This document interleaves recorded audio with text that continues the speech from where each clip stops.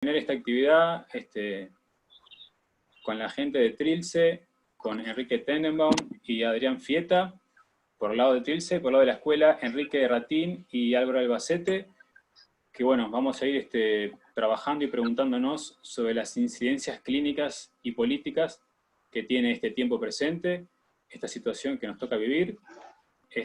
Así que bueno, vamos arrancando dándole la palabra a Enrique Tenenbaum.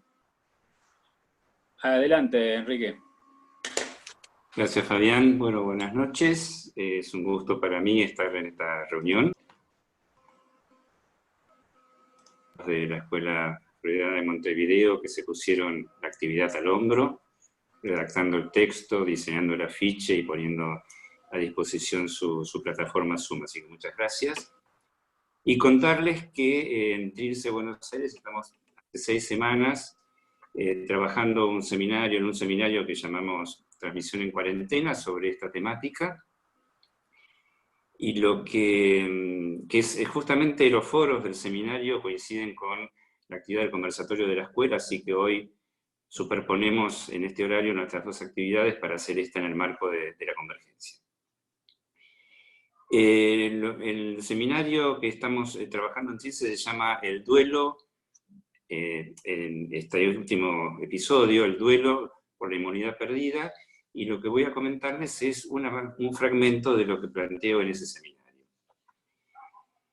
Cuando en el viejo mundo, el de hace un par de meses, hacíamos un viaje en avión, a nadie se le ocurría negarse a ofrecer sus datos personales, sus datos biométricos, la huella digital, la foto de sus ojos sin anteojos, el pasaporte.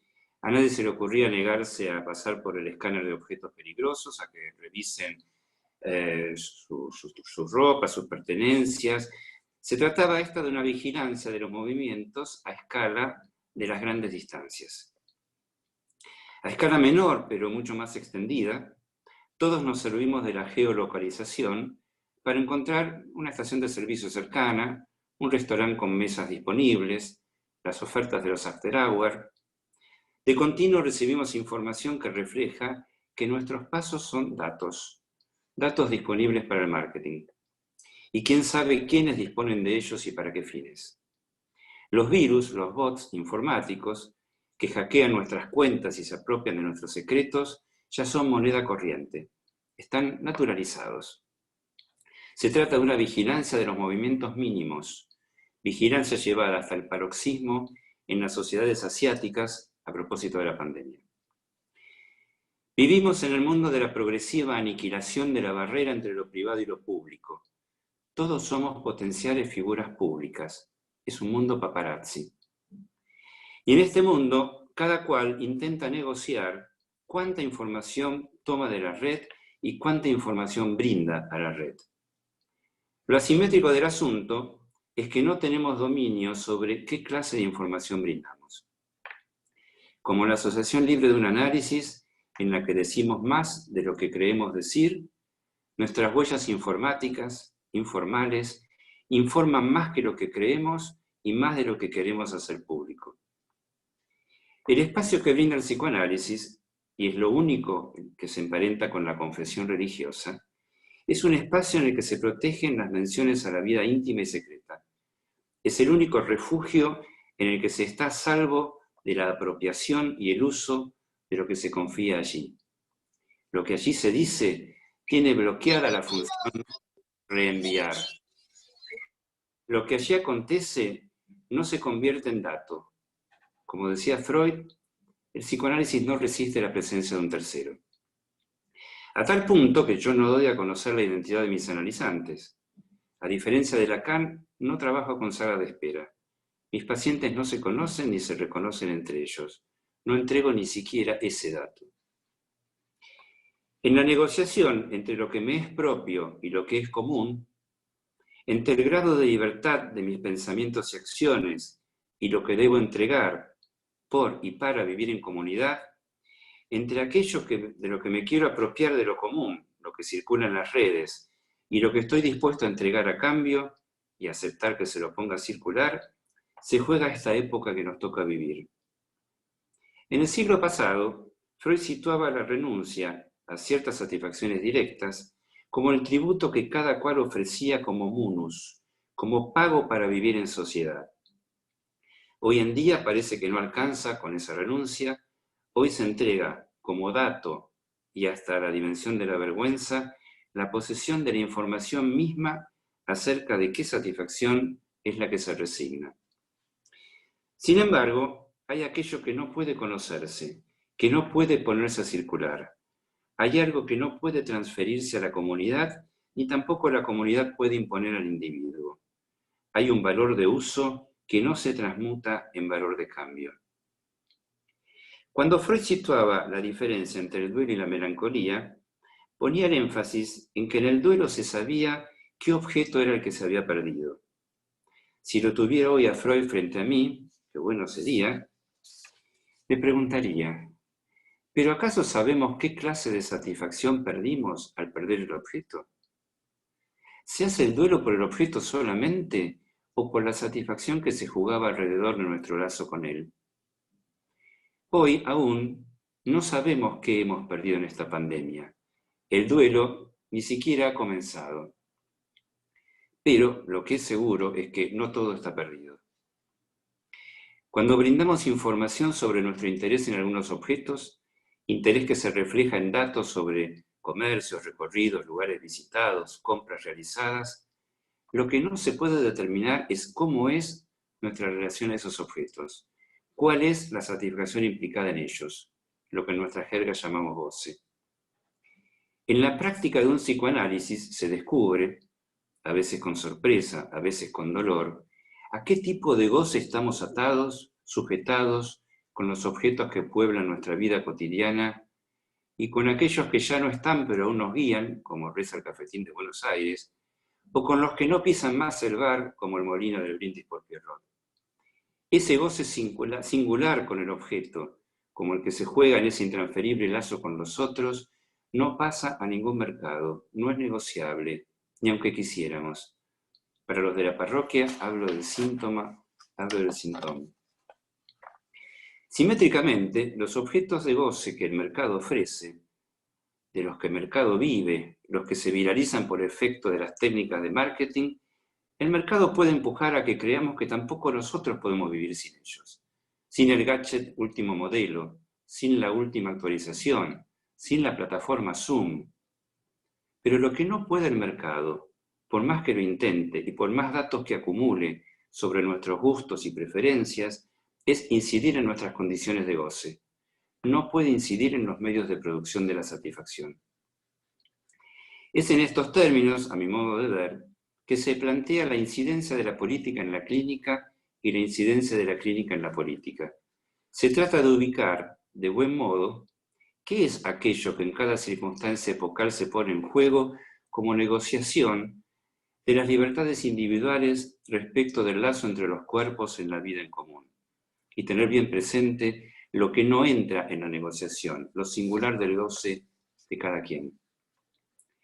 En concordancia notable con el goce que es indecible e insabible, este virus de hoy en día pone de manifiesto una caída de la consistencia del saber médico, puesto que la ciencia no está, al menos por ahora, pudiendo determinar las razones de la enorme variabilidad individual de la respuesta inmunitaria y sistémica al virus, del modo singular en que el virus entra en relación con cada cuerpo que habla y goza.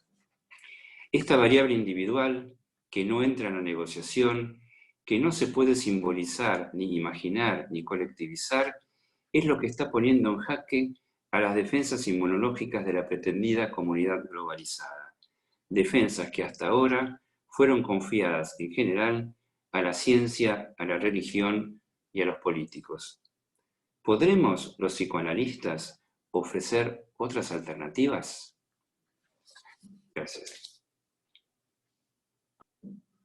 Gracias, Enrique. Muy bueno tu trabajo. Vamos a darle lugar ahora entonces a Álvaro Albacete. Hola, buenas noches a todos. Una alegría verlos. Muchos de vuelta, a otros por primera vez en este tipo de encuentro. Agradecer muy especialmente a Institución Trilce, porque Enrique dice que nos pusimos al hombro, pero bueno, trabajamos en conjunto habiendo tomado Trilce de iniciativa. Así que, primero, gratitud a la Institución Trilce por la iniciativa. Y ya hablando sobre lo que les voy a leer, les comento que tomé algunas notas de Ramonet, Mercedes Rosende, Leonardo Boff y muchos colegas. Así que quien se sienta aludido puede decir que lo plagié tranquilamente. Resulta claro que la pandemia no es solo una crisis sanitaria, sino un hecho social total desde el que sacude todo el entramado de nuestras relaciones sociales. Este tiempo de incertidumbre resulta aún extraño, no podemos explicarlo. Y adelanto aquí el porqué, en mi caso particular, imposible interpretar con tal celeridad mientras ocurre este acontecimiento, en el sentido de parte agua, ¿no? En el sentido del acontecimiento de lo que marca un antes y un después. Esta pesadilla, y angustiado rogamos a la ciencia una cura, porque en verdad no podemos despertar de ella, sino que ella nos hace despertar, no sabemos a qué. Pero seguro que fue algo que irrumpió y nos hace despertar, porque no hay más significantes que permitan seguir soñando. Irrupción de lo real. La ciencia tiene sus tiempos, pero nosotros carecemos de él. Las sociedades suelen recurrir a la protección del Estado como a la del padre, a cambio de renunciar a libertades individuales. Esto puede que sean malas noticias para el mercado, que está en la causa misma de este estado de excepción. El mercado como causa no permitirá que se pierda lo que más le interesa, no vidas, sino dinero. Y ninguna institución u organización internacional ha estado a la altura de las circunstancias.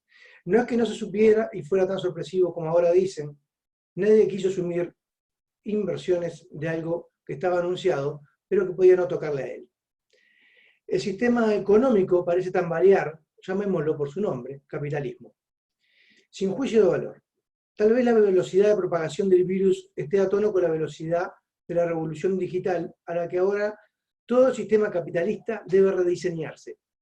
Capitalismo digital. Y eso pese a que las medidas que vienen resultando más eficaces ya fueron utilizadas hace por lo menos un siglo. Aislamiento social, lavado de manos, tapabocas. Como el otro día hice mención a que tal vez la era está pariendo un corazón, sería una oportunidad, y de hecho es un deseo. Y agregaba, o una peste, y no me refiero al COVID-19, sino a que este momento donde la crisis es a un tiempo en la oferta y en la demanda, podría alentar en algunos, el propio CISEC, que está manteniendo una discusión con Han, el coreano, en este sentido,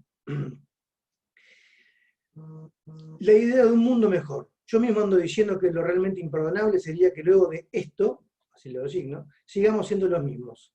Pero eso no es seguro.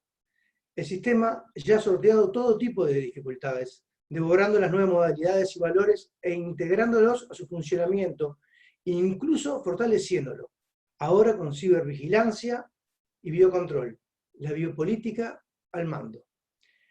Nunca que se haya ocupado ese lugar de poder, se abandonó pasada la crisis, ni líderes ni medidas de excepción. Y los socialismos terminaron las más de las veces en torcidas interpretaciones de dictadura del proletariado y violencia de partido único. Aunque quiero decir clara, enfáticamente, que sus conceptos, sus fundamentos y causas son de una nobleza de la que el capitalismo carece.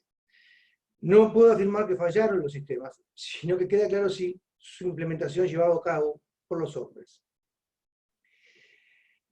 Es como si hubiera que elegir entre la vida y la economía, sistema sanitario o económico, entre concentrar todas las energías en la pandemia o seguir las otras luchas, ahora atenuadas, porque el virus es un enemigo común. Enemigo común. Por primera vez, la humanidad toda, un enemigo invisible, inexplicable, en el sentido de que aún no sabemos cómo combatirlo, y tampoco qué más decir de él. Nos hace girar en círculos, aunque sepamos del carácter espiralado, pasando siempre por los mismos dichos, estaremos produciendo pequeñas diferencias en el decir, en el dicho, enunciación o enunciado, en una inflexión o modulación, o pasando del ya no pasa nada, que acaba de decir el presidente, más o menos, no lo dijo así, dijo otra cosa, pero y el concomitante pánico al cansancio del tal vez un día. Pero aquí quiero detenerme porque no pude, y les juro que lo intenté, no meter metáforas bélicas. Sin embargo, ya puse por allí la lucha contra el virus. La retórica belicista se apoderó del discurso, otra vez, de los hablantes en general, permeando todas las esferas, incluyendo las íntimas. Así, el discurso simplifica la complejidad, fomenta los lugares comunes, la facilidad en la comprensión. Cuando más simple, más eficaz para la masa parecería indicarnos. Vencer al virus, triunfar sobre la pandemia, batallar contra el enemigo, ganar la guerra, estar en la primera línea. La metáfora militar busca crear una cohesión que facilite la obediencia entre la población, la disciplina, y hasta justificar un aumento de los mecanismos autoritarios del poder estatal, y allá cada uno con sus hipótesis respecto de los fines que perseguiría este incremento del poder. Aunque el relato de lucha se ha usado siempre, aquí no hay dos bandos diferenciados como tal. No hay trincheras ni un verdadero enemigo. Y que el uso reiterado de estas referencias es todo lo contrario a algo tranquilizador. Sabemos que con el lenguaje podemos hacer varias cosas, entre ellas crear realidad. Estamos ante un problema real, que exige una narración real para encontrar soluciones reales. Ni esto es una guerra, ni nosotros somos soldados. El mundo necesita pensar palabras distintas, relatos verdaderos, que hablen de leyes sociales, de inversiones en salud, en vivienda y educación, de una justa distribución de la riqueza, y esto que dije, que estaba avisado, desde el 2008 ya se sabía que se estaba previendo una pandemia de este tipo. Habrá que estar atentos cuando la situación empiece a remitir, cuando sea la hora de recuperar derechos, cuando sea la hora de recuperar nuestras palabras. Thanatos se desató rompiendo como solo sabe hacerlo, mortíferamente, sin metáfora. Vamos a morir, grita la suricata en la era del hielo. Lo cito porque después de todo expresa el único futuro absolutamente predecible, aunque no deberíamos saber cuándo ni cómo, y saberlo, o la probabilidad de que sea por este virus, eso es horroroso. Cuando Lacan inscribe la vida en lo real y la muerte en lo simbólico, porque de esta no tenemos más registro que desde nuestra condición de seres vivos, no en el sentido que respiramos, etc., sino por la de seres hablantes, que podemos saber de nuestra vida y cómo querer vivirla, así como de nuestra muerte, su inexorabilidad y cómo tratar de evitarla. El maestro nos indica, sin embargo, en la vaina, creen en la muerte, dice, y hacen bien. Eso les da fuerza. Si no lo creyeran así, ¿podrían soportar la vida que llevan? Si no estuvieran firmemente apoyados en la certeza de que hay un fin, ¿acaso podrían soportar esta historia? Lo terrible es que ahora la muerte se presenta como real, y debemos tejer desde lo imaginario y lo simbólico el nudo. La muerte es demasiado cotidiana y se nos presentifica tanto que nunca la frase «¿qué tiempo loco?» tuvo tanto sentido, otro sentido. El de cada minuto cuando no sabemos qué hacer con el ocio o los horarios de trabajo, y el tiempo también en su dimensión epocal. No queda más que aceptar el juego dando tiempo a que la ciencia dé sus soluciones, resistiendo con la palabra, inventando semblantes, encuentros que son por su intención y apuesta resistencial, creativos, hasta encontrarnos con las nuevas palabras nuestras con las que contar el cuento. Vuelta al 3D, es jugarse en acto, el acto que, como dice Vallejo, permanece, el acto que no se lleva a ninguna muerte, si tuvimos la valentía de resistir con la presencia, y deslizo aquí el RCI del analista en tanto presencia, o sea, mi comentario clínico al respecto, como se pueda, porque esta peste despierta también lo humano. Cacho Palma me recuerda a Juan Gelman, ni a irse ni a quedarse, solo a resistir. Eso es hoy creativo, como lo es este encuentro, que es en sí mismo resistencia al virus, performáticamente diría. Ni vivo ni muerto el virus. Un virus que ni vivo ni muerto, porque no se reproduce, pero parasita, sin ninguna intención, aunque esto mate. Ya que vamos a morir, que sea preferentemente por el resultado del asalto, que no sea preferentemente por el resultado del asalto, por ambición a la naturaleza que genera nuevos patógenos, al menos, como decía Citarrosa, ese cantor con voz de otro, hasta morir tal vez un día de soledad y rabia, de ternura, o de algún violento amor, de amor, sin duda. Gracias, Álvaro. Muy interesante lo que planteas. Vamos a darle la palabra a Adrián Fieta.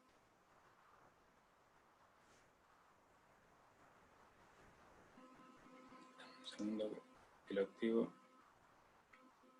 Adelante, ahora sí. Ahora. Bueno, muchas gracias, Fabián. Buenas noches a todos. Muchas gracias a la Escuela de Frenada de Montevideo por todo lo que facilitó este encuentro. Realmente agradecidos por esto. Para comenzar, quiero tomar una referencia planteada por Enrique Tenenbaum en su seminario de este año. Él toma la figura de Santa Catalina de Siena y un episodio particular de su vida, que es el siguiente. Durante el final de la peste negra, que asoló especialmente la región de Toscana en el siglo XIII, ella se dedicó intensamente al cuidado de los enfermos, pero no se contagió. Esto quedó asentado para la Iglesia como un misterio. Años más tarde, ella refiere que, en un momento de epifanía, tuvo un diálogo con Jesús, y él le dice lo que explica su no contagio. Le dice, yo soy el que soy, y tú eres la que no es. Esta referencia en el seminario de Enrique ubicaba la eficacia del desecho, el no gozar de eso, el no gozar de la peste como la manifestación de una posición original. Si bien se tomó esto en relación a la posición del analista, la referencia a la peste ubica la cuestión en otra localización para nosotros, más actual. No gozar de la peste, ¿será esto posible? Ahora bien, ubicamos esta cuestión en la relación del analista a su práctica, en la intención, o dice también algo del analista en la ciudad. No es la primera vez que transitamos en estos límites. Recordemos las cuestiones sobre la psicología de las masas en algunos de nuestros encuentros, en las que se iba de la cuestión clínica de la masa de a dos, en el consultorio, a la palabra pública de los analistas y las instituciones. Considero que las circunstancias actuales nos proponen una ocasión de una cercanía inusitada entre ambas preguntas, ¿no? La palabra la ciudad y la del consultorio. Cercanía que tal vez en los últimos tiempos venía insinuándose cada vez con más fuerza. En la ciudad, pero también en los consultorios, un nuevo real ha trastocado las categorías que nos organizan. Desajusta el fantasma, obliga un trabajo simbólico imaginario de reconstitución de una trama. A cada uno su realidad psíquica, pero el nuevo real asume la forma de una nueva realidad objetiva, realitat, que aunque inacible, conlleva la fuerza de su propia imposición. La realidad que prefigura ese nuevo real se impone con dos características. Lo nuevo, lo incognoscible,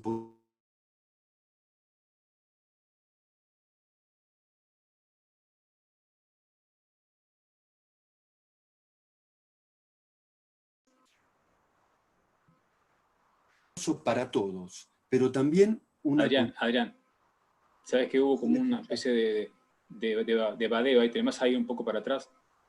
Bueno, decía que a cada uno su realidad psíquica, pero que el nuevo real asume la forma de una nueva realidad objetiva, al modo del realitat, ¿no? Que, aunque inacible, conlleva la fuerza de esta propia imposición. La realidad que prefigura ese nuevo real se impone con dos características, lo nuevo e incognoscible, pero también lo común, un para todos que invoca un universal. La realidad material ha sido herida en su carnadura, imponiendo un peligroso para todos, pero también un acontecimiento insoslayable. Todos compartimos de un modo general los supuestos de nuestra civilización. Esto no se hace necesario de pensarse, si bien implica una red de acuerdos tácitos, pero que no piden enunciarse del mismo modo que un sueño no pide soñarse si no es por su falla. Unos supuestos de nuestra cultura, me refiero, ¿no? La actualidad creo que toca justamente ese punto, los supuestos de nuestra cultura. No ya silencioso, y obliga a una nueva pasada por los fundamentos de lo que llamamos nuestra realidad, cuando hasta la cultura a la que pertenecemos muestra ese punto de imposibilidad de saber cómo será. En lo que nos concierne, esto también obliga a una pasada por ese lugar, insisto, novísimo y que se insinúa como un para todos. Esta pasada considero que implica un pasaje por un obligado fracaso de la abstinencia, como una cuestión de la estructura. No es posible, creo, me parece, evitar volver a rizar el rizo, cualquiera sea el punto en el que cada uno se halle, ya que la nueva realidad y su carácter tentativamente universal obligan a ese trabajo. Pasada obligada no implica detenimiento, tampoco implica que se haga en el consultorio, sino es volver a autorrizarse en las circunstancias de esta novedad. Creo que en estas condiciones, es en estas condiciones que se reedita la conversación necesaria e incesante entre los analistas. Es posible así escucharnos allí en la pesquisa de lo que pueden ser nuevas regularidades. Después se verá cuánto de variantes, cuánto de invariantes. En este contexto, que a la pregunta por la modalidad virtual o a los nuevos protocolos de atención presencial en las instituciones, creo que en este contexto, donde estas son las primeras preguntas, le subyace otra, más radical, que es la que nombré antes. ¿Cómo es el mundo que se abre a partir de ahora? ¿Cómo se orienta una práctica ahí? Es así que se abre el espacio para escuchar los modos de afectación en las prácticas de cada uno. Insinúo ahora un relevo, por supuesto muy parcial, de lo que hasta ahora me pareció poder escuchar en los foros, en las conversaciones, las formales, las más informales, de lo que son los modos de afectación en nuestra práctica. Muchos delatan la impresión de tener, sobre todo, insisto, en primer lugar, por el trabajo virtual, pero con el trasfondo de en qué contexto de la cultura, de golpe a la cultura se da, ¿no? Muchos delatan la impresión de un mayor esfuerzo de trabajo, sin poder explicar exactamente por qué, o de mayor cansancio. Otros, un reacomodamiento que obliga a un despertar respecto a lo que dicen, bueno, antes habría un adormecimiento y esto me ha despertado. Escucho otros que hablan de su demasiada poca presencia con la pantalla, otros con la demasiada presencia a la que se ven enfrentados debido a la pantalla. Otros escucho la nostalgia y el desconcierto por extrañar la presencia física de los cuerpos en los consultorios. También escucho la confianza en que la función simbólica a cargo del analista hace de esa falta de presencia algo, en todo caso, por ahora, soslayable.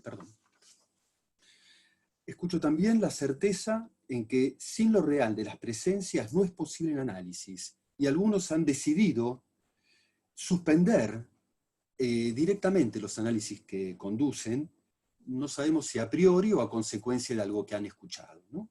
Considero todos estos modos de dar cuenta del trabajo de reorganización a la que este nuevo real obliga. Trabajo obligado, no coyuntural, obligado, ya que el impacto ha sido en el corazón de la realidad. Es un trabajo que es para reencontrar el punto de algún modo soledad, que relance el trabajo sobre el goce singular e intransferible de cada analizante en el análisis, es decir, volver a reinventar la abstinencia. Estos modos de afectación parece ser necesarios hacerlos pasar por el colectivo de al menos algunos otros analistas, ¿no? Para reencontrar la función esencial de esa abstinencia. Socavar lo universal obliga a pasar como obstáculo insalvable por esa falla de la abstinencia, como una necesidad de trabajo en el que la ideología, el sentido, el saber, hacen hablar para dar cuenta del acontecimiento nuevo. ¿podrá rizarse el rizo de esto para devolverle a la falla esencial del saber su función, asediada por la urgencia y por el universal?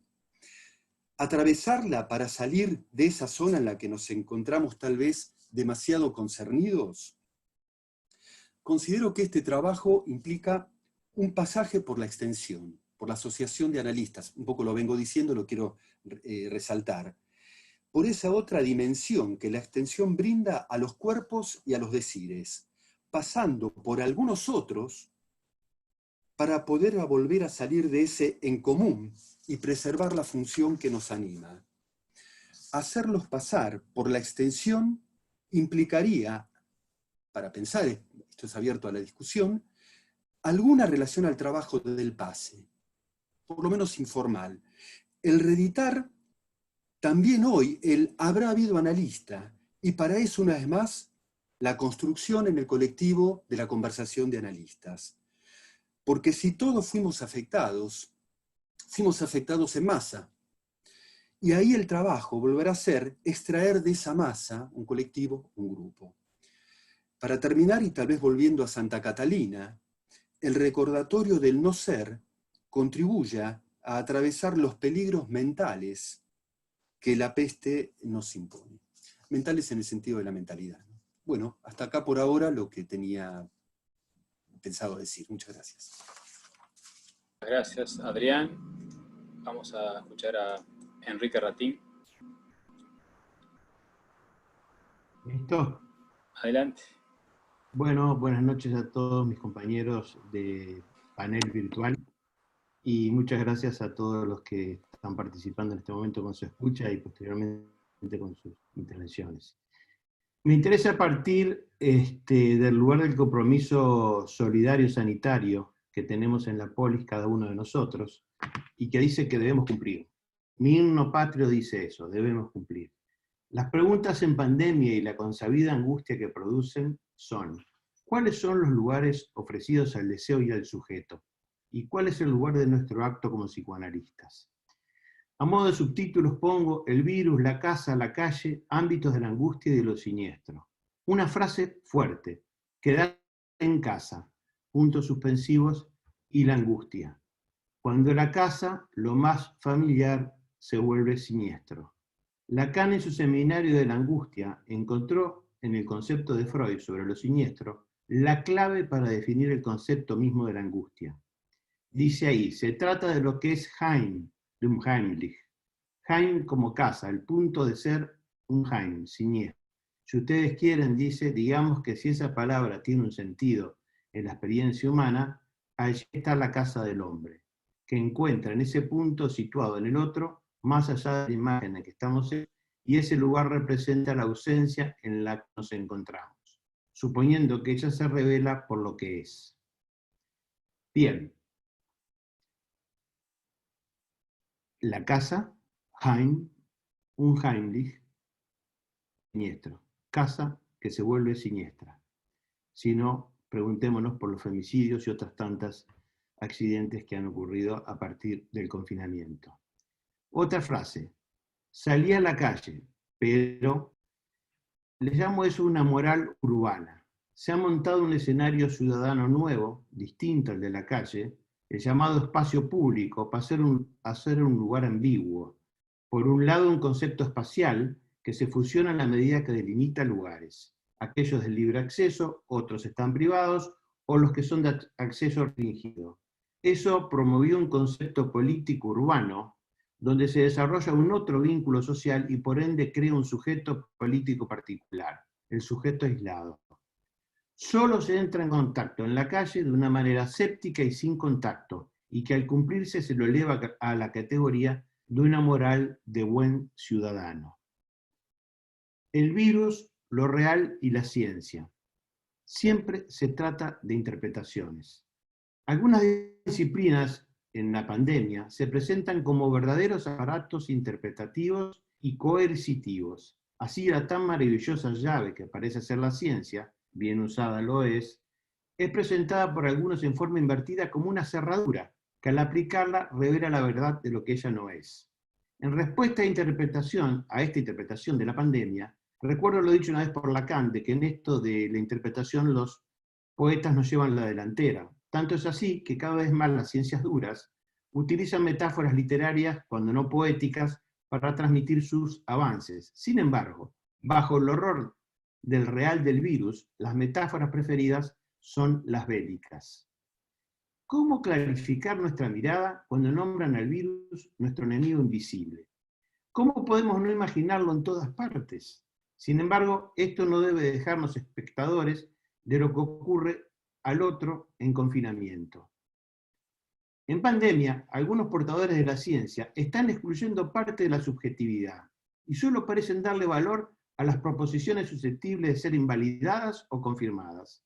Al sujeto lo presentan como individuo a ser contado en la lista de infectados, muertos o recuperados. Esta posición lleva a la hipervaloración de lo referencial, olvidando lo textual que se aloja tanto en lo intra como en lo intersubjetivo.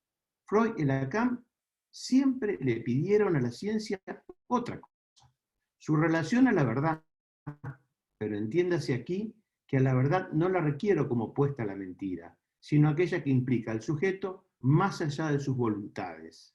Presentadas así, esas verdades comulgan con la ciencia.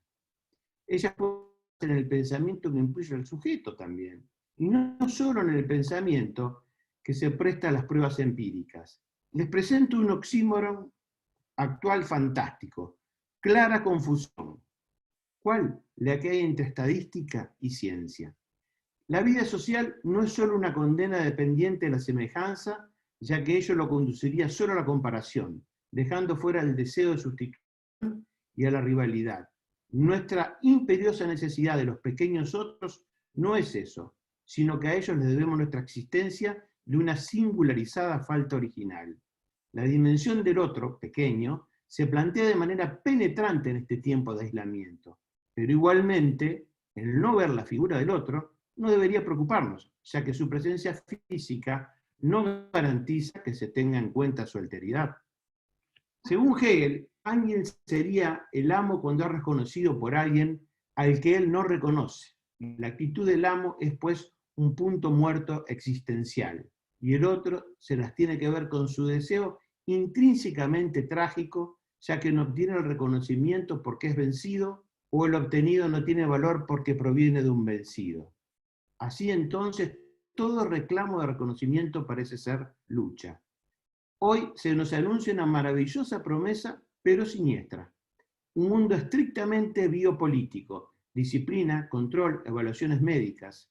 El discurso universitario, con sus dispositivos seriados, pondría el semblante de saber para esta nueva distopía. En el lugar de la verdad de este semblante aparece el significante del orden. Nuestro real emerge en lo imposible que oprime al sujeto. Podríamos en un futuro inmediato estar frente a una de las respuestas del discurso del amo.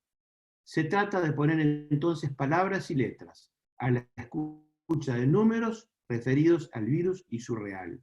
El COVID-19, escrito con letras, muestra una vez más que lo real es algo que retorna en la diferencia, límites que muestran su heterogeneidad e imposibilidad de ser alcanzado por la representación.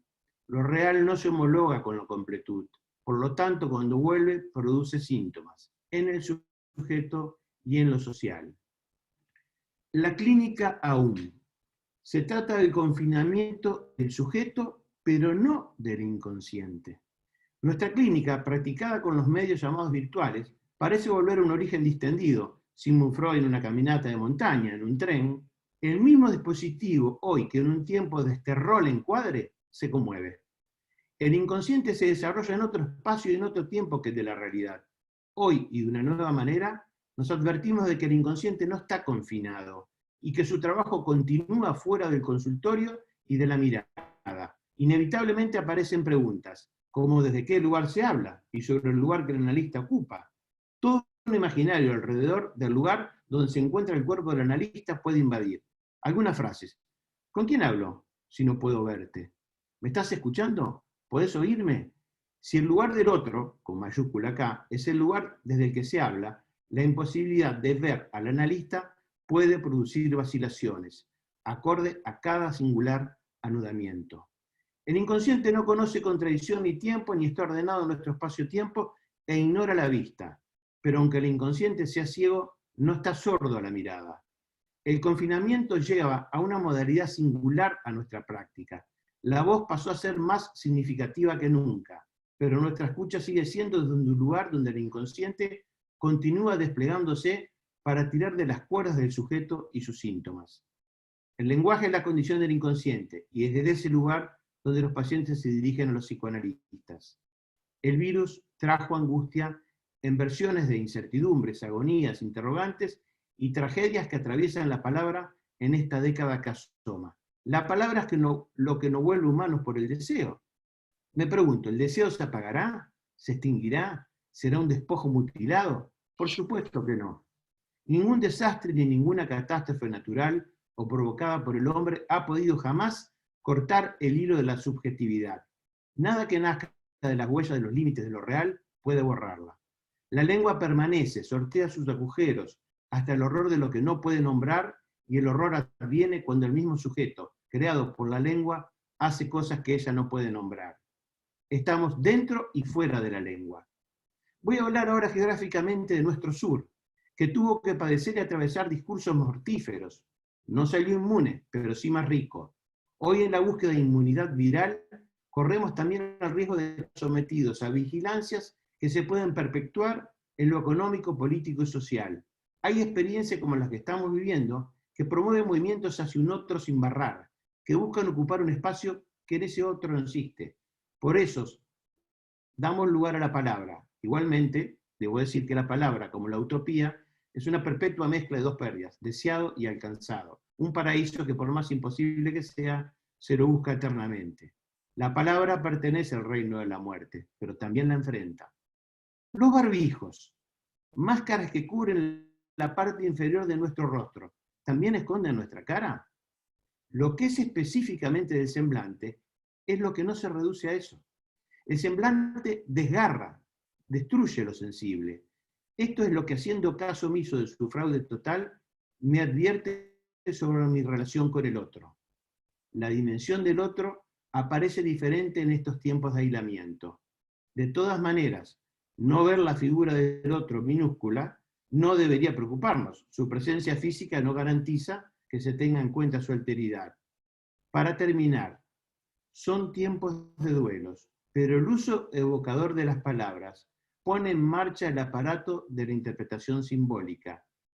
Lo hace por el recurso de las historias y de los casos singulares, más que por las cifras estadísticas de infectados, recuperados o muertos sin nombre. Si las fórmulas poéticas y los síntomas nos permiten escapar de los estereotipos dominantes de nuestros pensamientos o de nuestra censura moral, entonces podremos interpretar la pandemia como síntoma en lo social y en todas sus formas de cuerpos.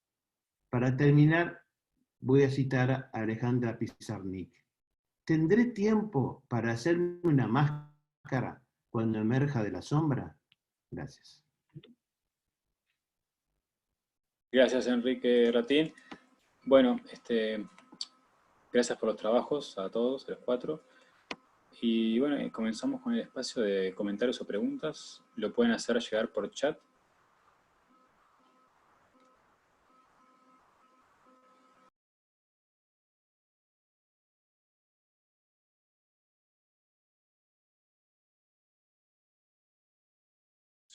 Perdón, solo una interrupción para decir, más que espacio de preguntas, conversemos, ¿no? Tratemos de darle ese dinamismo. Es correcto. Charlemos entonces. Cortame nomás.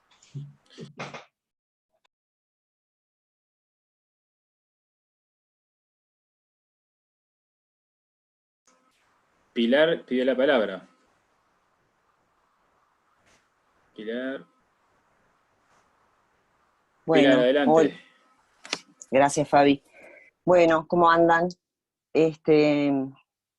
Me dejó pensando, creo que Adrián es el nombre, en esto de reinventar la abstinencia, porque creo que efectivamente me parece que es una de las cosas que que más nos ha puesto en juego toda esta situación. En verdad me encantó escucharlo porque creo que resume parte de mis preguntas y de mi incomodidad en esta nueva situación. Casi todas las cosas que él nombraba a mí me pasan, salvo de pausar la clínica, todo lo demás. En algunas situaciones sentirme cansada, en otras situaciones no saber muy bien qué estoy haciendo, bueno. Y una necesidad mayor de bueno, conversar con otros analistas. Creo que en los otros encuentros siempre pregunté qué les pasa a ustedes. Y de algún modo me parece que esto que dice él es un punto ahí bien importante para pensar, porque creo que estamos intentando, por lo menos, reinventar la abstinencia casi que cada vez, diría yo. Justamente por esto que se dio, que hay un real que es una realidad objetiva y que nos pone a todos en un lugar de semejantes. Y eso por lo menos a mí me complica un poco. Yo qué sé, me han pasado cosas como toser y que me pregunten, ay, ¿estás bien? ¿Te tomaste la fiebre? Yo qué sé, supongo que les habrá pasado. Y es un lugar incómodo. Y bueno, en verdad agradecerle a Adrián, creo que era Adrián, no sé si era Adrián, esto de intentar ponerle ese nombre, de que en algún punto lo que se nos juega es que estamos reinventando la abstinencia y tiene un punto de complejidad, para mí, por lo menos. Bueno, era eso, agradecer porque creo que en algún punto me clarificó que sí, es efectivamente eso, por lo menos, y no solo en los pacientes que estoy viendo por videollamada, también en los pacientes que todavía sostienen su análisis de modo presencial. De todos modos, en la modalidad presencial también me encuentro en ese lugar, de tener que reinventar la abstinencia. Bueno, era eso. Gracias. Gracias, Pili. Celia. ¿Me abriste? Adelante. Sí. Bueno, buenas noches a todos, un gusto, ahí veo tanta gente que me abrazaría, y la verdad es que un poquito virus atea, no me importa, les daría un beso y un abrazo a gente que quiero muchísimo acá reunida. En primer lugar, quiero agradecer a los expositores, me pareció muy lindo cada una de las temáticas que abordaron cada uno de ellos, y cada vez más pienso, aún a riesgo de ser tratada como Sócrates,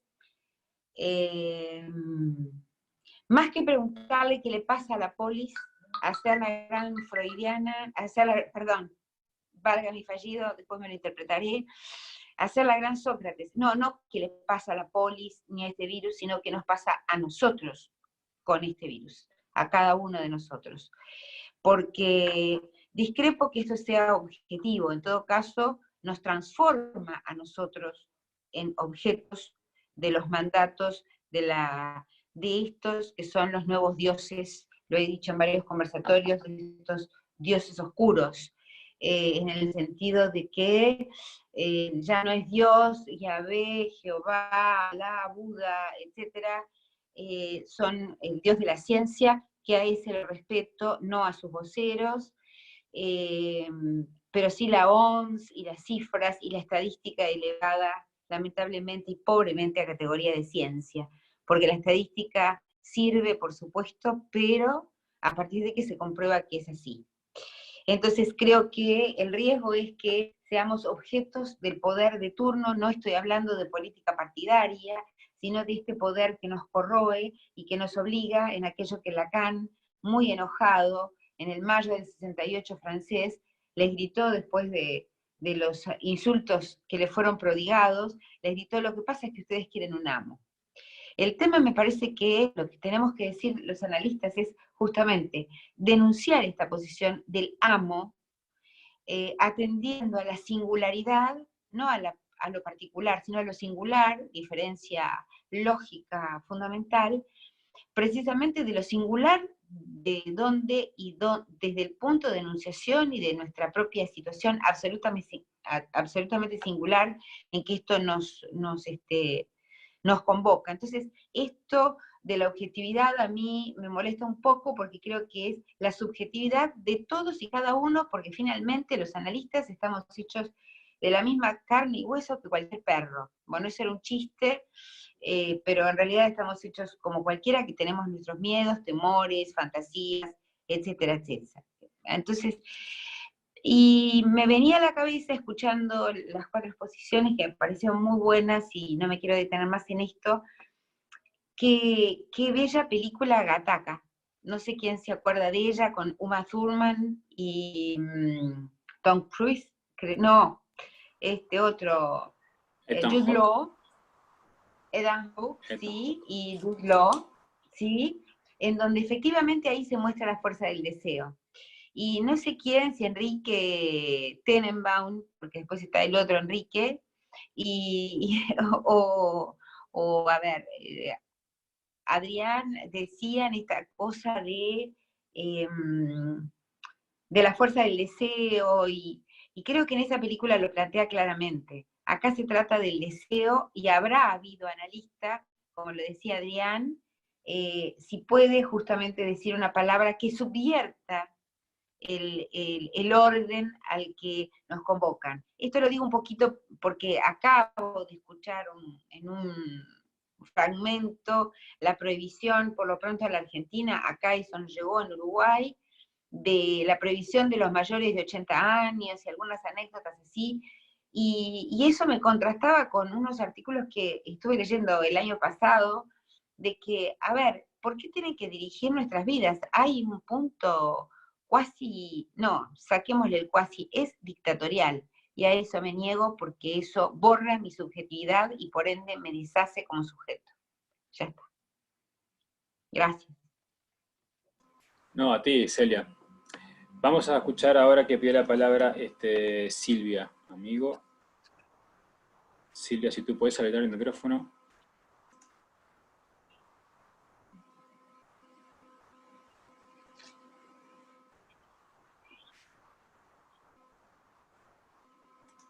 Ahora sí. Pronto, ahora sí. Ahora sí. Bueno, en principio un gustazo verlos, aunque sea en 2D. Tengo muchas ganas de ver gente en 3 dimensiones. Igual que Celia, los abrazaría y me arriesgaría. Algunas cositas. Bueno, gracias por las exposiciones, sumamente interesantes. Lo de la vigilancia digital policial es un hecho en los regímenes totalitarios del este, del Extremo Oriente. Es absolutamente cierto. Lo que me preocupa como a Celia es que frente a la pandemia, veamos la etimología. Pan en griego quiere decir todo, y demos quiere decir población, ¿sí? Una pandemia es algo que ataca a toda la población. Lo que yo personalmente me resisto, vuelvo al resistiré que traía Álvaro, al que no veo, pero sobre la pantalla está cuadrificada, ahí está Álvaro, es a universalizar lo que fuere, ¿sí? Como todo el mundo, y encima soy médica, le tengo obviamente temor al contacto con el virus, porque es un virus, es un mutante ARN del que se conocen al menos algunas pequeñas cosas, pero no la solución. Se conoce que no solo da neumonía, sino tormenta de citoquinas, que es que te mata tu propia reacción inmune, ¿sí?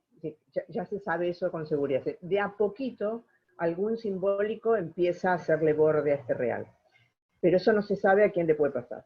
Pero yo dividiría esto en dos como lo dije la primera vez que hablé aquí, en 2 lugares. Uno es, no nos apresuremos a pedir un Dios oscuro que porque nos vigile y nos encierre, nos salve de seguir viviendo. Hay un nene que yo creo que les conté, el hijo de una paciente, que le dijo a la madre, ¿cómo voy a saber si la vida me gusta si no puedo probarla? ¿Sí?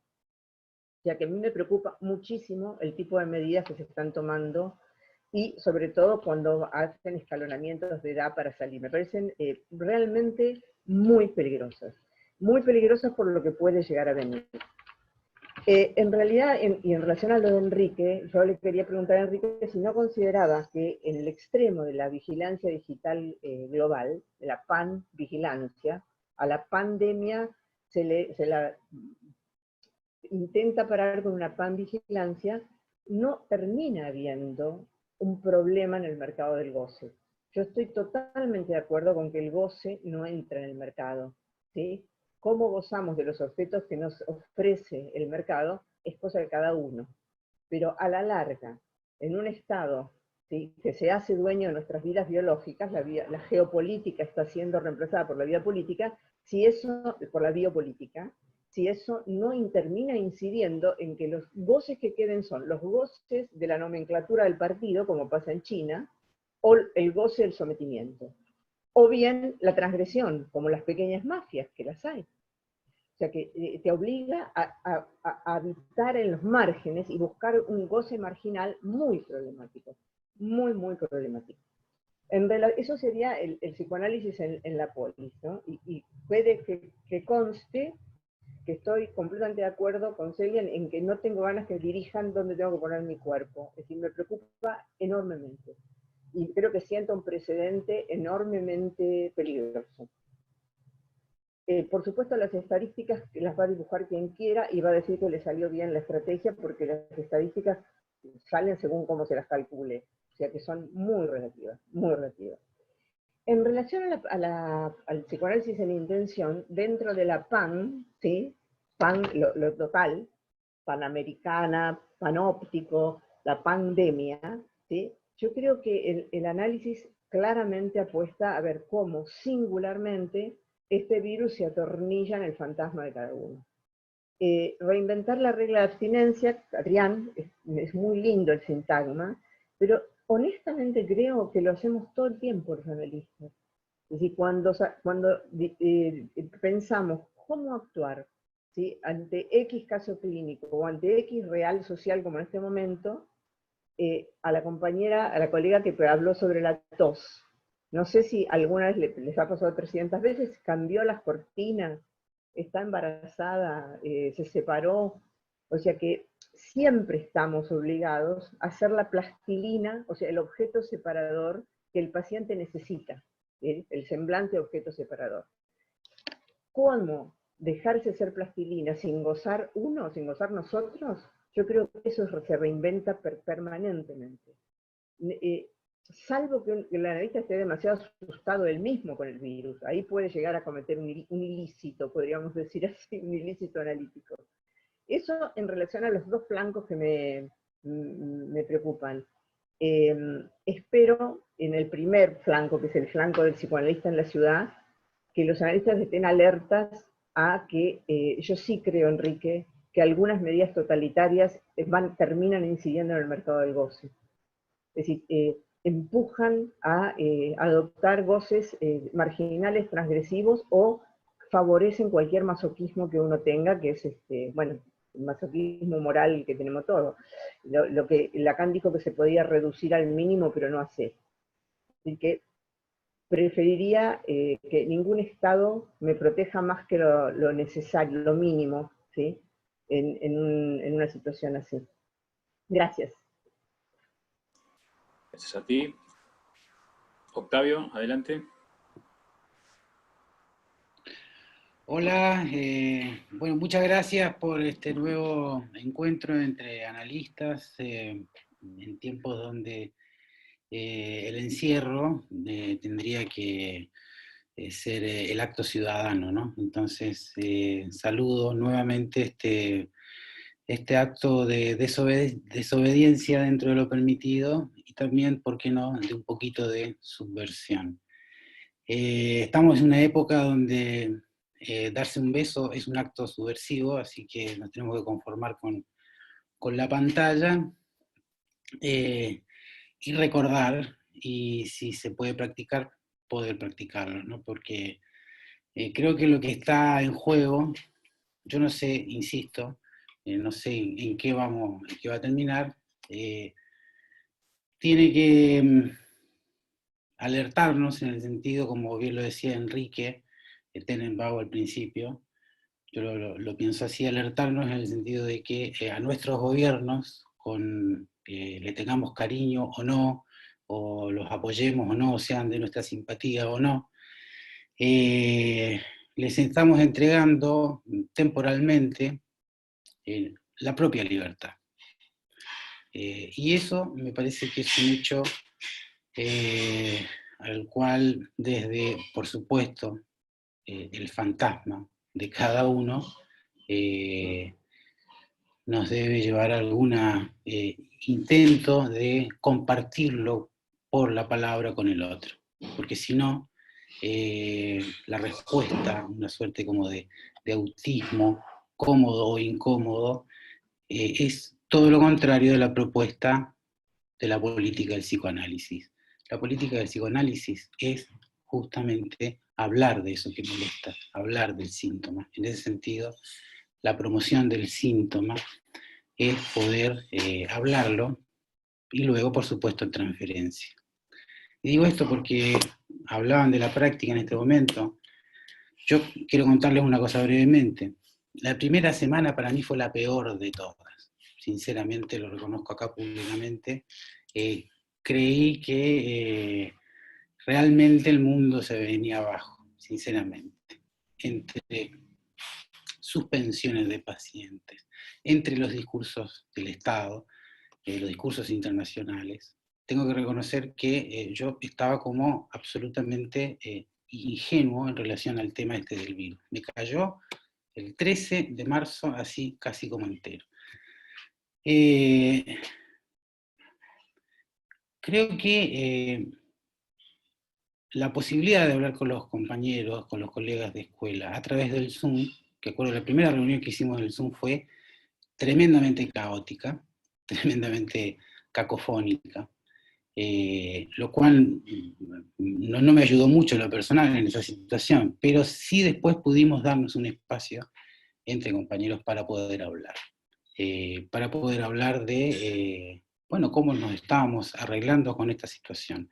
Es decir, ese espacio de la palabra me parece que, más estos otros que hemos ido organizando, nos permite, por ejemplo, tener otra posición, diría más, menos panicosa. Y no tiene que ver con estados, momentos, porque los discursos panicosos siguen estando presentes. Y por supuesto que las respuestas sintomáticas que apelan al problema económico del masoquismo moral, justamente, están a la orden de una manera tremendamente violenta, la economía política con la economía y nos deja expuestos formaciones, decía Silvia, de goce marginal o de goce muy violento en sus distintas expresiones. Creo que sí el mercado se apodera del goce a través de esos márgenes, sobre todo a través de una pornoscopía y en este momento por una puesta en escena de una necropolítica desembosada. Ambas dimensiones, tanto la pornoscópica como la necropolítica, creo que daña la relación al otro chico, digo. Creo que por lo menos, por lo menos la pone en un paréntesis virtual y la relativiza en tanto habilita en forma permanente una desmentida del otro. En ese sentido, me voy explicando por qué ha resultado tan obedecida, tan gubernamentalmente obedecida esta, no pandemia, sino convocatoria democrática, racional, científica al aislamiento. Y eso, sinceramente, es una de las cuestiones que me preocupa, porque ahí está operando lo que llamamos la biopolítica. Ahí operó, en esa docilidad que rápidamente hizo que nos refugiáramos. Es como que apelara a lo más básico de una hipocondría de masas. Nos vamos a morir, si nos dicen que nos tenemos que encerrar, nos encerramos. Y si nos dijeran otra cosa que también desatara el pánico, como pasó en algunos momentos en la Lombardía, ¿no? Es decir, no es que los analistas podamos resistirnos a eso, es que la política del psicoanálisis es totalmente la resistencia a eso. Hablar sobre eso cuando se nos dice que tenemos que simplemente obedecer. Y otra que se viene, por supuesto, es esto que aparece como una obediencia a una inexorable pobreza como consecuencia de todo esto. Otro punto me parece que, bueno, las sociedades y cada uno verá cómo, digamos, resiste también a eso, a ese otro discurso de la miseria. Gracias. Gracias, Octavio. Vamos a escuchar que pide la palabra Graciela CRRS. Le doy... Buenas micrófono. noches. Adelante. ¿Qué tal? Buenas noches. Bueno, yo creo, no sé, que a mí particularmente me pasa que tengo muchos pacientes niños, motivo por el cual está suspendido el tratamiento por ellos mismos, evidentemente. No es un espacio, lo virtual, que habilite al juego, al intercambio, y acompañar a los papás, porque es una situación compleja, estar 24 horas al día con niños que además son demandados por la educación, como si la escuela pudiera seguir sin que pasara nada, negando la realidad. Los padres tensos, ya con sus problemas económicos, laborales, con la incertidumbre de no saber en qué fecha se van a insertar nuevamente a sus trabajos, eso duplicado por las exigencias de la escuela, que parece que viven en... y los niños que sabiamente se resisten a responder a toda esa parafernaria escolar que les dice la escuela continúa, ¿no? Esto ha traído situaciones de tensión, de padres que no son docentes, que a veces no tienen los recursos para acompañarlos, y por otro lado, digo, se privilegia la escuela a la posibilidad de convivencia familiar, ¿no? Como si todas las familias tuvieran la posibilidad de responder ambientalmente, lógicamente, intelectualmente, socialmente.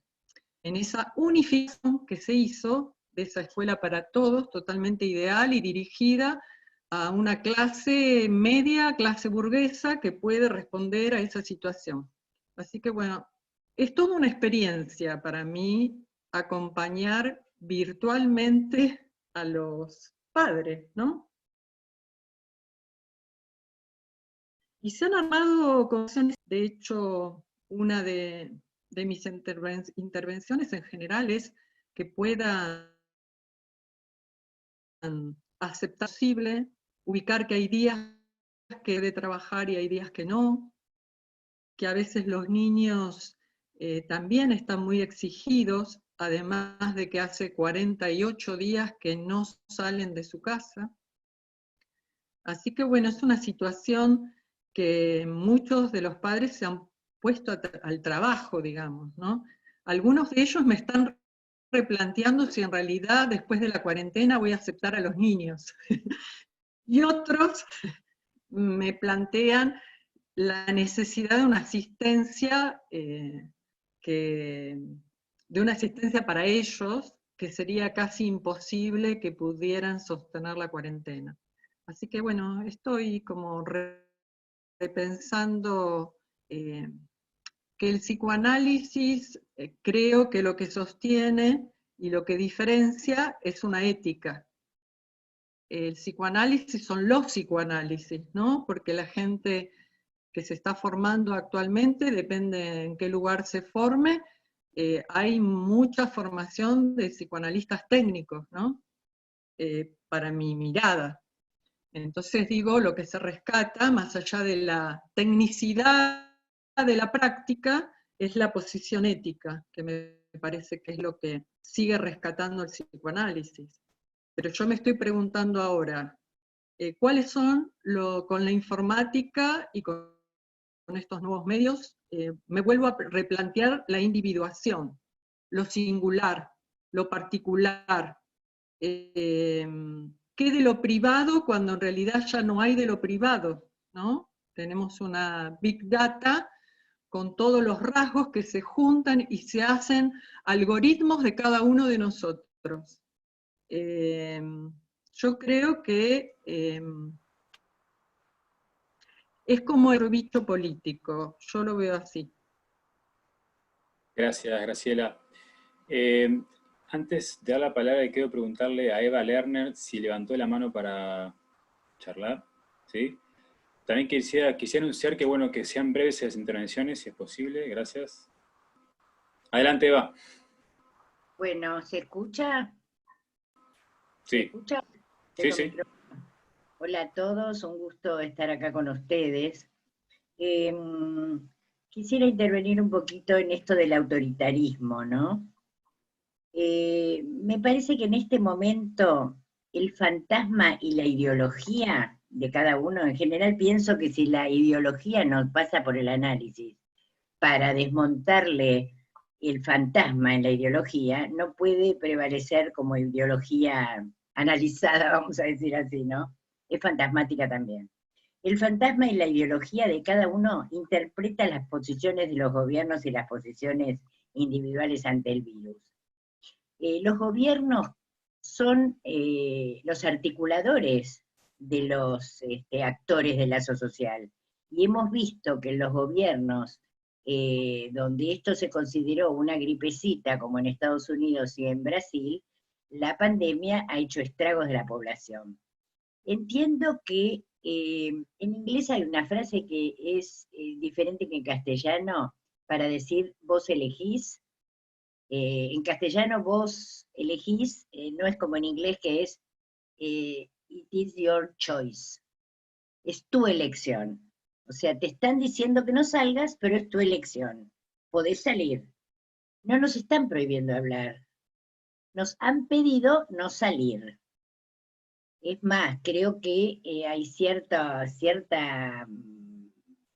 curva de movimientos que podemos hacer para hacer una diferencia entre el totalitarismo y el cuidado del Estado. Apenas comenzó la pandemia, yo pensé en la Segunda Guerra Mundial y en cuánta gente que conozco sobrevivientes del Holocausto, que se pasaron 2 o 3 años escondidos en parvas de heno, en pozos, en placares, con las consecuencias de 2 o 3 años en esos lugares, psíquicas y subjetivas, y la felicidad que era para mí, y para todos los que tenemos casa, trabajo, porque hay muchos que se quedaron sin trabajo y sin vivienda, para los que tenemos casa, trabajo, y confort de un hogar, y sustento, como para poder atravesar este tiempo encontrando otros goces, además de nuestro trabajo, goces hogareños que habíamos dejado de lado. Yo hacía 20 años que no cocinaba, por ejemplo, y se me dio por agregarle la cocina a todo lo que estoy haciendo. Yo creo que el riesgo que yo veo en estos momentos es que descubrí los riesgos de la digitalización. Si la robótica logra borrar la falta, estamos sonados, no va a haber más humano. Y esto me asusta un montón porque hay cosas que me gustan. Por ejemplo, junto con estos riesgos descubrí las delicias de participar de un montón de seminarios y de reuniones que no me daría el tiempo material de participar y que ahora puedo hacerlo con un pollo en el horno y con mi marido tomando una copa de vino, viendo un montón de actividades de mi escuela y de otros lados, que si no, no podría correr y asistir porque vivimos en la ciudad de Buenos Aires. Y me empezó a gustar y dije, mi seminario va a ser además de presencial por Zoom. Y yo misma me asusté de lo que decía, porque escuché otros que decían lo mismo. Eva, un minuto, Eva. Entonces quisiera, sí, me estaba extendiendo. Termino con esto. Las consultas nuevas que tuve fueron de parejas. Cómo el fantasma en el aislamiento se enlazó y se empantanó con el fantasma del otro y inocula una lectura, una película, una lectura al virus, que es interesante para nosotros analistas ver qué ha pasado con eso. Bueno. Gracias, Eva. Álvaro. Un comentario muy breve acerca de, lo estoy viendo en el chat y me está resonando, este tema del autoritarismo. Yo dije por allí, en mi texto, decía algo así como, no recuerdo, y podrá haber alguna excepción, que quien haya llegado a ese lugar, haya accedido a un lugar líder o situación de excepción, decía, eso lo recuerdo, líder o situación de excepción, que haya tomado el lugar de poder, de autoridad, se desliza fácilmente hacia el autoritarismo y no lo va a ceder. No tengo memoria de que eso haya sucedido.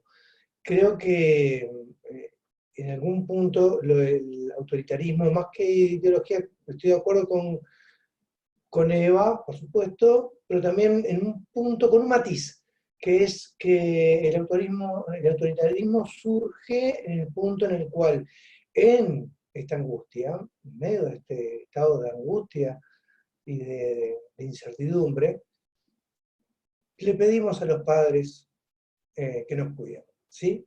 A cambio de su protección, les brindamos nuestras libertades civiles, llamémosle así. Esto se puede pasar, no me voy a extender porque si no me da el tiempo, se puede pasar, digamos, a la fantasmática del sujeto en un análisis. Pero que básicamente es, sí, ahora de pronto es necesario, no ha habido nadie que haya tomado ese lugar, es una entelequia, cuando hablamos también de biopolítica, muy, muy sólida y al mismo tiempo no es nadie, pero sabemos que atrás hay grandes corporaciones, Google, Amazon, ¿sí? Que Enrique Tenenbaum hacía referencia muy clara al comienzo, y eso es poder. Y ese poder, como decía Nietzsche, poder del que no se abusa no es poder. Y creo que quien se instale en ese lugar, quien adquiera ese lugar, no lo va a soltar. No lo va a soltar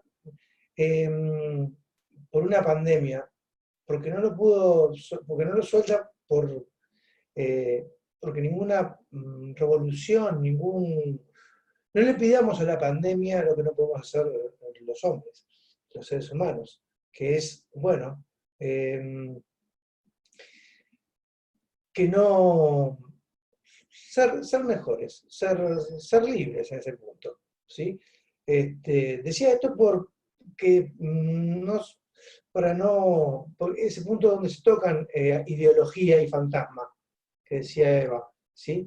Que es difícil a veces poderlo separar, pero que es necesario, y que me parece que quería puntuar eso, que sí toca la fantasmática, pero sin hacer universo, bueno, no es solo ideología, es eso. El pedido de, aquí en Uruguay,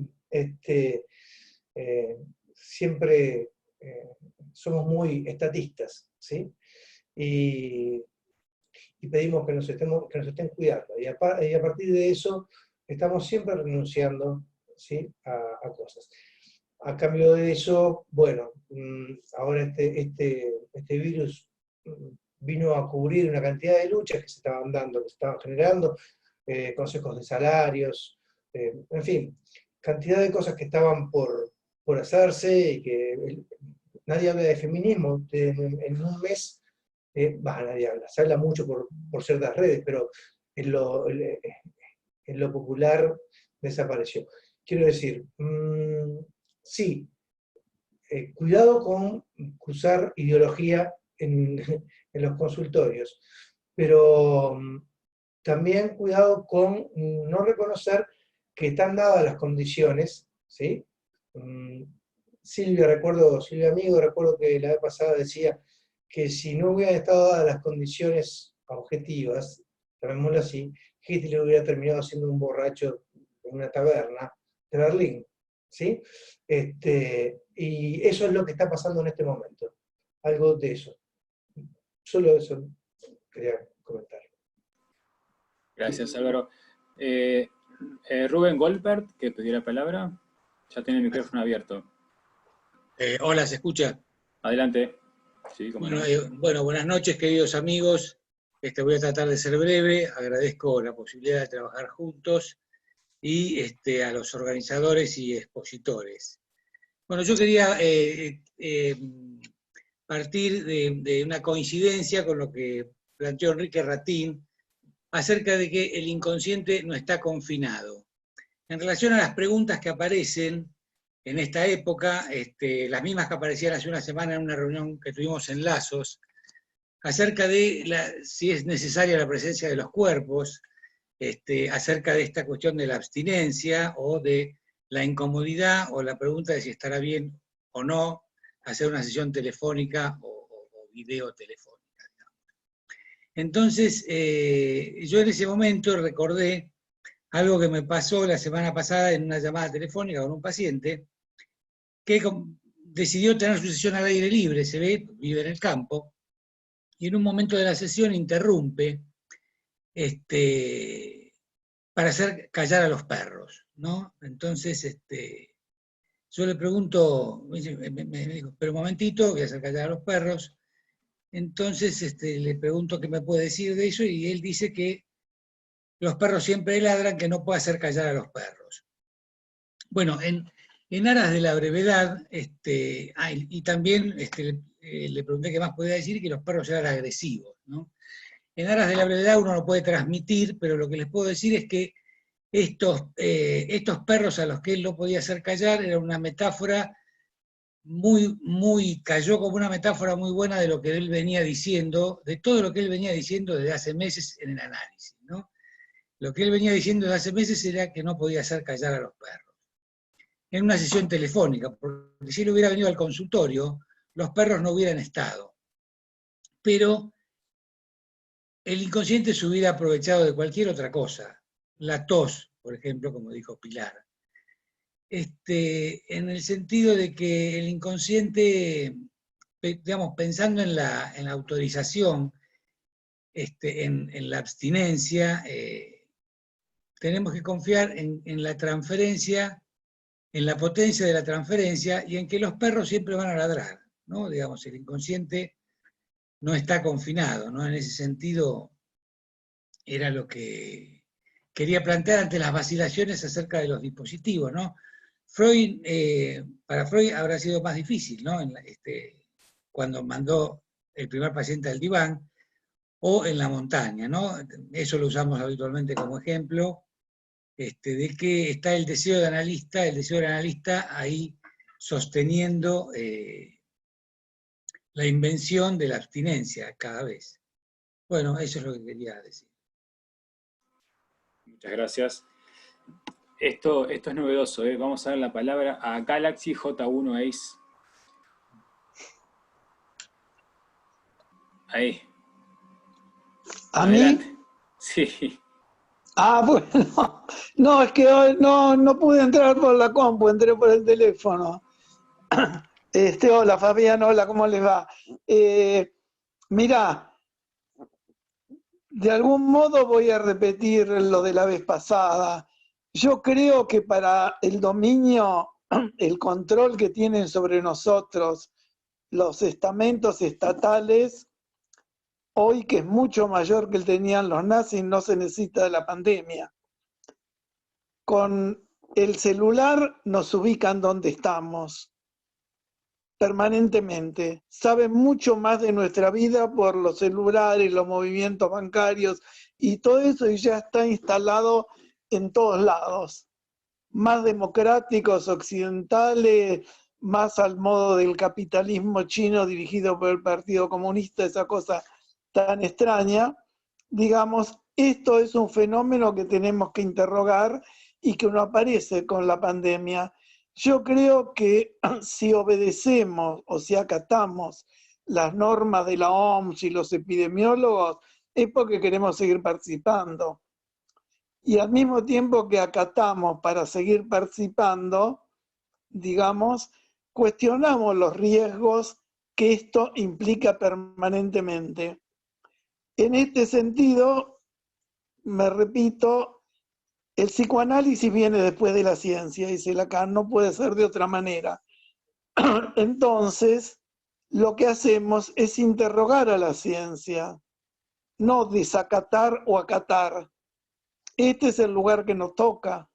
Estamos permanentemente interrogando a la ciencia porque renegar de ella al modo de Bolsonaro o Trump trae consecuencias mucho peores porque, bueno, ni hablar se puede porque se termina con la vida. Yo celebro lo que estamos haciendo, el modo que reinventamos el psicoanálisis cada día, el progreso de los análisis aún en esta circunstancia y que podamos seguir tomando la palabra.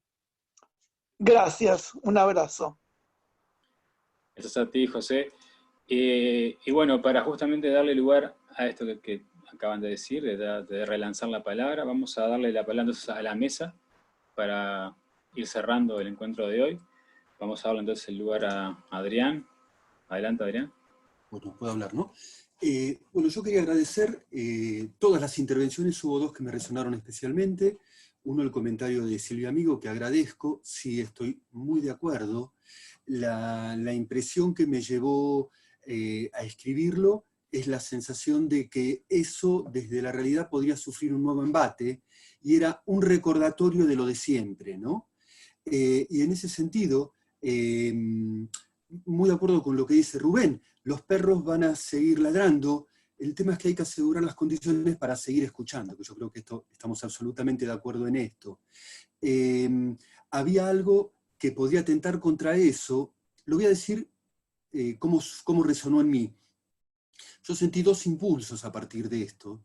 Una es una profunda ansia de saber qué va a pasar, cómo va a ser esto, es un nuevo mundo, es un nuevo autoritarismo, y también he sentido exactamente el movimiento contrario, que es que estamos en un punto donde no es posible saber entre, qué sé yo, Agamben y Zizek, por decir dos posiciones tal vez algo extremas. Es un momento muy difícil para saber. No habría que confundir, permítame usar mal tal vez el tiempo lógico, el momento de concluir con el instante de ver, y creo que lo que escuchemos en los consultorios es lo único que nos va a orientar alrededor de qué saberes van a decantar de estos. Yo sé que es obvio esto, pero insisto, me parece que son tiempos tan urgentes que la urgencia empuja, y podríamos olvidar que solo ahí vamos a encontrar las condiciones de existencia de nuestro trabajo, ¿no? Nuestra función y los, entre comillas, saberes que decanten, ¿no? Eso nomás quería agregar. Muchas gracias. Bueno, Enrique Tenenbaum. Sí, yo quería decir dos o tres cositas. Una, que hay indudablemente mucho goce de la ideología en juego. Si tomamos la disputa ideológica entre Zizek y Byung-Chul Han, por ejemplo, nos encontramos con que o bien viene el totalitarismo asiático a invadir todo el mundo, o bien se termina el capitalismo y viene la revolución comunista. Yo creo que el mayor peligro es que el barco lo esté conduciendo el capitán Pánico, ¿no? Lo panicoso que traía antes Octavio. Pienso que desde nuestra perspectiva, desde lo que nosotros podemos hacer, hay algo respecto de que no hay un saber sobre el goce, eso está claro, y que Lacan se pregunta, la audiofonía nos pregunta con qué saber se hace la ley. Entonces, ¿hay un goce etario? ¿Se sabe cómo goza un septuagenario o cómo goza un niño como para que lo jurídico incida para decir qué puede hacer y qué no puede hacer? A eso apuntaba yo con lo de el goce singular que no pasa al mercado. ¿Y qué es una dictadura? ¿Qué es una maniobra dictatorial o una decisión dictatorial? Es cierto, como planteaba Silvia, que los regímenes dictatoriales llevan a sesgos peligrosos como de la transgresión. Pero a mi modo de ver, lo dictatorial en todo caso es tratar de hacer del goce un mercado. Me parece que eso es dictatorial, más allá de los regímenes políticos y la situación de cada país y si nos están cuidando o no. Por último, en relación a seguir o no los análisis por esta vía, por la vía virtual, tomaba lo que mi tocayo traía como pregunta, ¿no? De un analizante de él, pero ¿con quién hablo si no puedo verte? Y recordaba esta anécdota que se contaba en algún tiempo, que es que alguien lo llamó a Lacan por teléfono, y que cuando Lacan contesta, esta persona dice, hola, Lacan, y Lacan dice, por supuesto que no. Eso. Muy bien. Enrique Ratín. Gracias, Fabián. Bueno, encantado. Me gustaría disponer de mucho más tiempo para seguir charlando con todos estos amigos que he escuchado y que he visto en la pantalla en chiquitito. Muchos, a quienes me gustaría mucho estar en vivo y en directo. 3 cositas nada más. A ver, la preocupación que planteaba en algún momento de lo que les leía es que yo no creo ingenuo el manejo. No rechazo la ciencia, ni me opongo a ella, pero pido o trato de ceñirme al pedido que Lacan intentaba. Lacan intentó hacer ciencia con el psicoanálisis, con sus matemas y demás en cuanto a la transmisión. Pero pido que se ponga la ciencia en relación a la verdad. Y cuando la ciencia, de alguna manera, es mi interpretación, como dije en algún momento del texto, se trata siempre de interpretaciones, me parece que lo real siempre sabemos que vuelve, así nos enseñó Lacan, pero también nos enseñó que no se podía homologar con la completud, porque es imposible de quedar ligado a la representación. Intentamos, pero el tema acá es que la dimensión del oportunismo de un virus mortífero, que me parece que es donde corremos el riesgo, el oportunismo de la dimensión de lo biopolítico, sujetar o llevar al sujeto al campo de la pura voluntad. Y creo que ahí es donde me parece de que se enaltece un cierto goce muy peligroso. Y cuando eso ocurre, creo que no tengo por qué llamarle dictatorial, simplemente creo que le llamo algo que tiene que ver con un intento de negar la falta. Y cuando se niega la falta, se niega la singularidad, y cuando se niega la singularidad, se hace masa, y cuando se hace masa, nadie duda de que hay un poder, de que va a llevar a que, digamos, sea más fácil manejable la dimensión del sujeto. Pero como lo dije por ahí en algún momento del escrito, este real que vuelve siempre produce síntomas. Y si produce síntomas, tanto en el sujeto y en lo social, lo siento, pero no podés completarlo. Ni la biopolítica, ni nada que intente va a poder completar.